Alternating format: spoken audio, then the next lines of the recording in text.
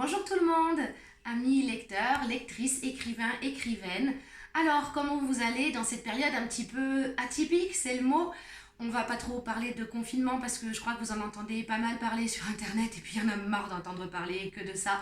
Mais c'était l'idée d'échanger un petit peu, de faire une petite vidéo pour que on se retrouve. Hier soir on a fait une vidéo avec des amis en trinquant à distance et pour maintenir les liens et puis faire l'apéritif parce que c'est quand même essentiel dans la vie.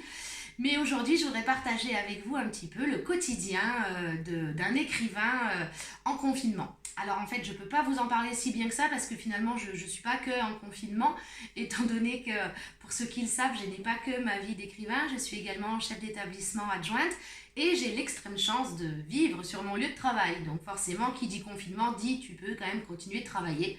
Heureusement, cela dit, c'est ce qui permet de continuer un lien avec l'éducation nationale et de faire fonctionner un petit peu tout le système. Mais bon, ça c'est une autre histoire.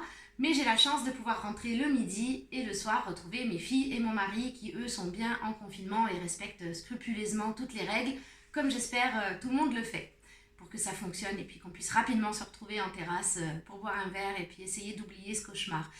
Quoi qu'il en soit, quelle est la vie à part ça d'un écrivain en confinement, puisqu'il y a quand même la partie Cécile Chaumin, qui est quand même intéressante parce que c'est celle qui me fait tenir et celle grâce à laquelle je me sens bien. Alors, deux choses déjà. J'aimerais bien que vous répondiez par rapport à ça sur les commentaires ou par autre moyen pour communiquer avec moi. Qu'est-ce que vous lisez? Quels sont vos livres incontournables pendant un confinement quand vous êtes chez vous? Alors moi, vous avez une partie de ma bibliothèque derrière.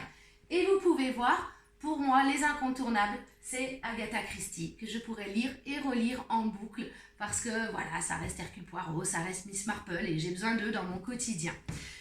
Au-dessus, vous avez la version moderne, MC Beaton, avec Agatha Raisin, qui me fait régaler, bon, alors c'est sûr que c'est une version moderne, hein, elle fume, elle boit beaucoup d'alcool, mais j'aime beaucoup, et elle me fait rire dans son comportement et ses réactions. Et puis après, de la romance, des policiers.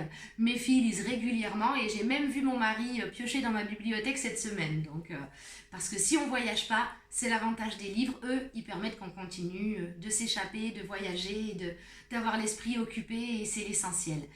Donc sinon, quoi vous dire d'autre?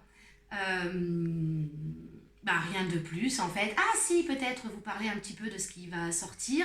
Alors vous savez ou pas non plus qu'il y a un nouveau livre qui devrait sortir, Les 12 folies d'Emma, en mai. Je ne sais pas trop ce qu'il en est par rapport au calendrier, ça on verra, mais la date de sortie devrait être à ses alentours.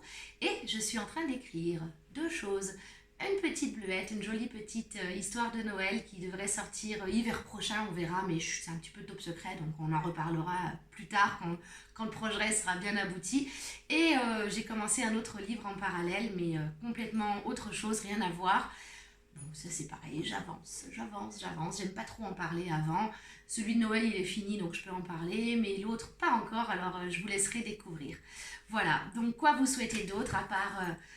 écrivain, continuez d'écrire, c'est essentiel. Lecteur, continuez de lire. Et puis soyez les deux parce que voilà, c'est ça qui fait l'essentiel. Soyez en famille, profitez les uns des autres. Échappez-vous par l'écriture avant qu'on puisse tous se retrouver en terrasse pour trinquer, boire un verre et oublier tout ça. Voilà, je vous aime très fort. À très bientôt. Bisous, bisous.